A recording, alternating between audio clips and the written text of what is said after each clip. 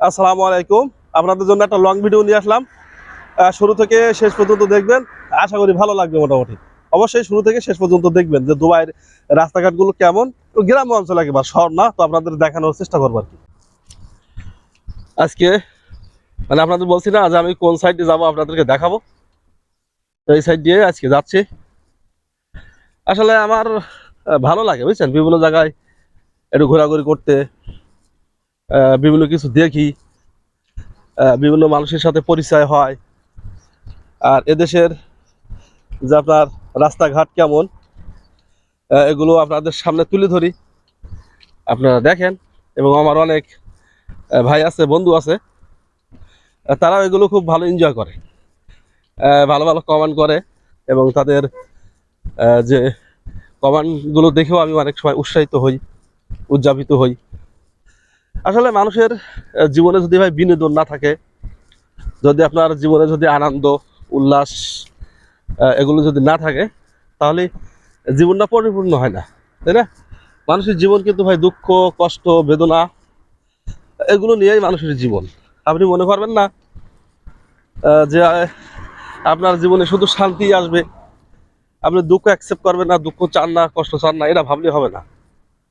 প্রত্যেকটা মানুষের জীবন দুঃখ, কষ্ট, বেদনা, আপনার চাওয়া পাওয়ার হিসাব নিকাশ, অনেক সময় আপনার মনের আশা পূরণ হবে, অনেক সময় হবে না। অনেক সময় আপনি কিছু পাইবেন, আবার অনেক সময় কিছু পাইবেন না। কিন্তু সব কিছু মেনে নিয়ে আপনাকে বাঁচতে হবে, চলতে হবে। এটাই হলো মানুষের জীবন। জীবনটা আমরা আসলে যতটা সহজ মনে করি, ওই যে কিছুদিন আগে বৃষ্টি হয়েছিল না, সেই বৃষ্টির পানি এখানে এখনো জমি আছে আর কি, এখনো শুকায় নাই, দেখছেন? বৃষ্টির পানিগুলো এখনো শুকায় নাই, জমি আছে। তো আমি মানে ধন্যবাদ জানাই। আমার অনেক ভাই আছে, বন্ধু আছে, আমার বোনেরা আছে, আপুরা আছে। তো তারা আমাকে অনেক মানে সহযোগিতা করে। সহযোগিতা করা বলতে তারা অনেক ভালোবাসে আমাকে, কারণ আমি আসলে ব্যস্ত থাকি, যেহেতু দেশের বাইরে থাকি, বিভিন্ন ধরনের কাজ কাম নিয়ে ব্যস্ত থাকি, নিজের অফিস আছে। হ্যাঁ, অনেকের পরিবারে আমি অনেক সময় ঠিক মতো যাইতে পারি না, তাদের ভিডিওতে লাইক কমেন্ট ঠিক মতো করতে পারি না, তাদের সময় দিতে পারি না। কিন্তু তারা, আমি দেখছি যে প্রতিনিয়ত আমার পোস্টগুলোতে তারা সবসময় লাইক করে, কমেন্ট করে।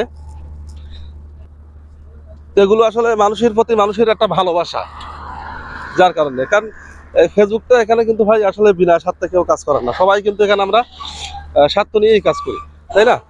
তো তারপরেও আমি অনেকের পোস্টে যাইতে পারি না, ঠিক মতো লাইক কমেন্ট করতে পারি না।